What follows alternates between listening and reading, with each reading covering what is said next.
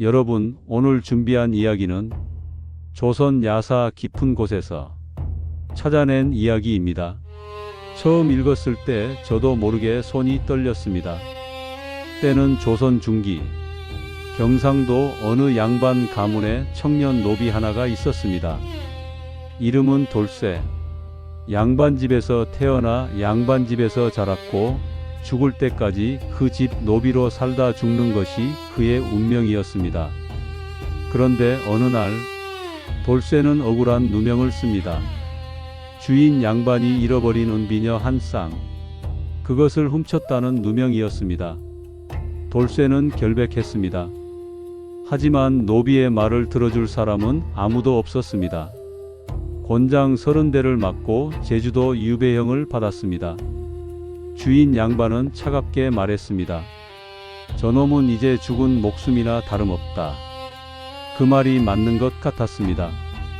제주도로 끌려간 노비가 살아 돌아온 사례는 거의 없었으니까요. 그런데 10년 후 돌쇠가 돌아왔습니다. 그것도 왕의 친서를 손에 들고. 이 이야기를 이해하려면 조선시대 노비 제도를 먼저 알아야 합니다. 조선의 노비는 단순한 하인이 아니었습니다. 그들은 법적으로 물건이었습니다. 사고 팔 수 있었고 상속할 수 있었고 담보로 잡힐 수도 있었습니다.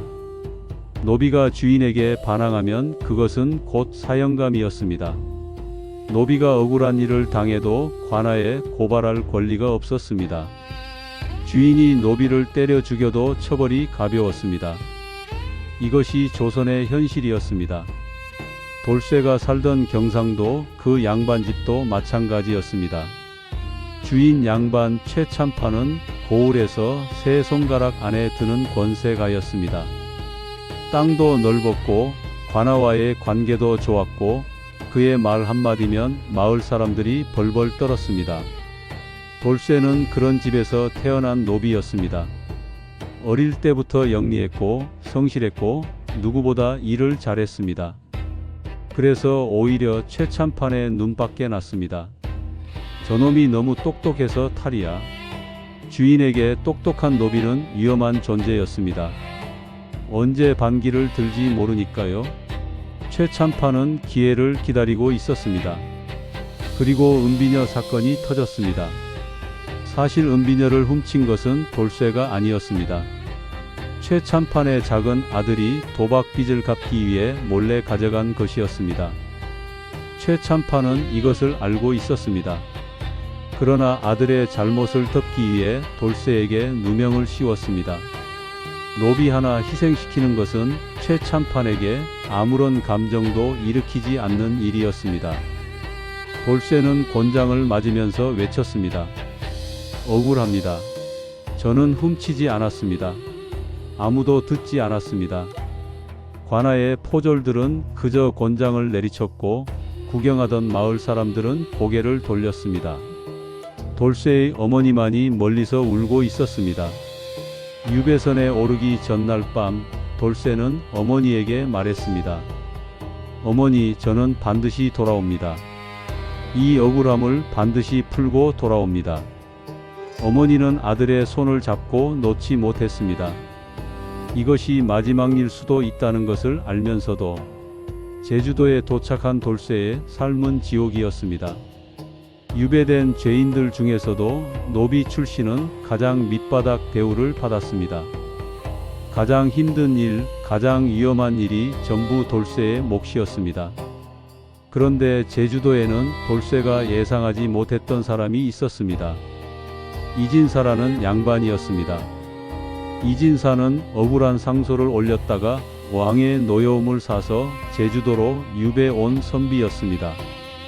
그는 비록 유배 중이었지만 학식이 깊었고 인품이 높았습니다. 이진사는 돌쇠를 보았습니다. 다른 유배인들과 달리 돌쇠는 아무리 힘든 일을 해도 불평하지 않았고 눈빛이 살아 있었습니다. 어느 날 이진사가 돌쇠에게 물었습니다. 너는 무슨 죄로 왔느냐? 돌쇠는 처음으로 자신의 이야기를 모두 털어놓았습니다. 이진사는 오래 침묵했습니다. 그리고 말했습니다. 내가 그를 가르쳐 주겠다. 돌쇠는 깜짝 놀랐습니다. 노비에게 그를 가르치는 양반은 없었습니다. 왜 저 같은 놈에게 그를 가르쳐 주십니까? 이진사가 답했습니다. 억울함을 풀려면 그를 알아야 한다. 그를 모르면 평생 억울한 채로 산다. 그날부터 돌쇠의 제주도 생활이 바뀌었습니다. 낮에는 가장 힘든 노역을 하고 밤에는 이진사에게 글을 배웠습니다. 1년, 2년, 3년이 지났습니다. 돌쇠는 글을 깨쳤습니다. 그것도 웬만한 양반 자제보다 훨씬 빠르게. 이진사는 혀를 내둘렀습니다. 내 머리는 노비로 두기에 너무 아깝다. 유배 5년째 되던 해에 이진사에게 사멸령이 내려졌습니다. 한양으로 돌아가게 된 것입니다. 이진사는 떠나기 전날 밤 돌쇠를 불렀습니다. 나는 내일 떠난다. 너를 데려가고 싶지만 그럴 수가 없구나. 돌쇠는 고개를 숙였습니다. 이진사가 말을 이었습니다. 그러나 내가 한 가지 약속을 하겠다. 한양에 돌아가면 반드시 내 억울함을 풀어주겠다. 감히 바라지도 않습니다. 아니다. 나는 반드시 그리한다. 이진사가 한양으로 돌아갔습니다. 돌쇠는 다시 혼자가 되었습니다. 그러나 이상하게 절망이 오지 않았습니다. 그를 안다는 것이 세상을 보는 눈이 완전히 달라지게 했습니다. 돌쇠는 제주도에서 자신의 억울함을 정리한 글을 쓰기 시작했습니다. 날짜, 장소, 증인, 은비녀의 행방, 최참판 아들의 도박빚 이야기를 마을에서 들었던 기억까지 기억나는 모든 것을 빠짐없이 적었습니다. 그리고 2년을 더 기다렸습니다. 유배 7년째 되던 해 제주도에 어사가 내려왔습니다. 돌쇠는 그 어사 앞에 무릎을 꿇었습니다. 그리고 자신이 7년 동안 써온 글을 두 손으로 올렸습니다. 어사는 그 글을 읽고 오래 침묵했습니다. 한 노비가 7년 동안 억울함을 참으며 정리한 그 글은 어떤 법률 문서보다 정확하고 치밀했습니다. 어사가 돌쇠에게 물었습니다. 내가 직접 이 글을 썼느냐? 예. 누가 가르쳐 줬느냐? 이진사 어른께서 가르쳐 주셨습니다. 어사의 눈이 달라졌습니다. 이진사는 한양에서 이미 복권되어 높은 관직에 있었습니다. 어사는 그 글을 가지고 한양으로 올라갔습니다. 이진사가 직접 왕에게 이 사건을 아뢰었습니다. 왕은 진상조사를 명했습니다. 조사 결과 최참판의 아들이 도박빚 때문에 은비녀를 가져간 사실이 드러났습니다. 최참판은 관직을 박탈당하고 가문이 몰락했습니다. 그리고 돌쇠에게 왕의 친서가 내려왔습니다. 억울함을 풀어주노라. 자유의 몸이 되어라. 이 이야기에서 우리가 배울 것이 있습니다.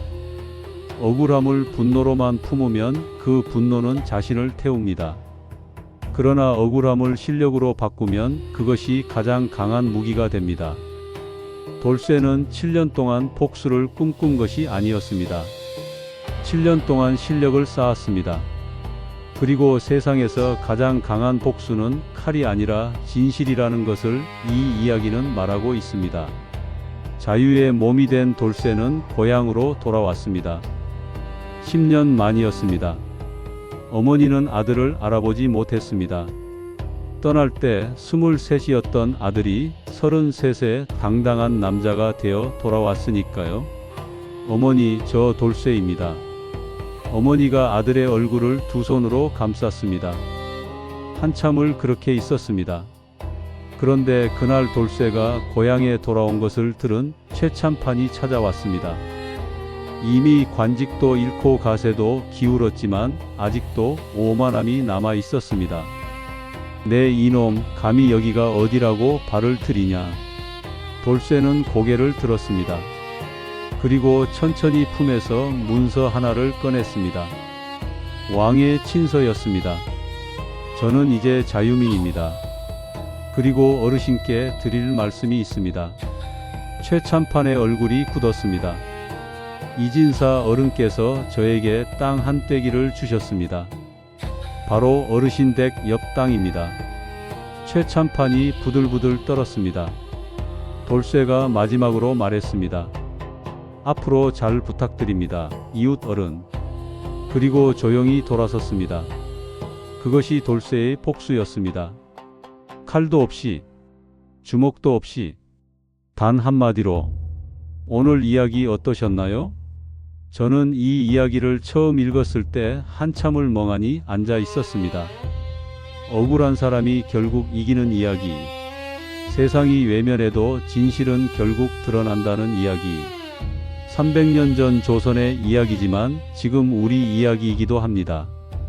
다음 편에서는 평생 글 한자 몰랐던 머슴이 과거에 합격하던 날, 그 시험관이 다름 아닌 자신을 평생 짓밟았던 옛 주인 양반이었다는 충격적인 이야기를 들려드리겠습니다.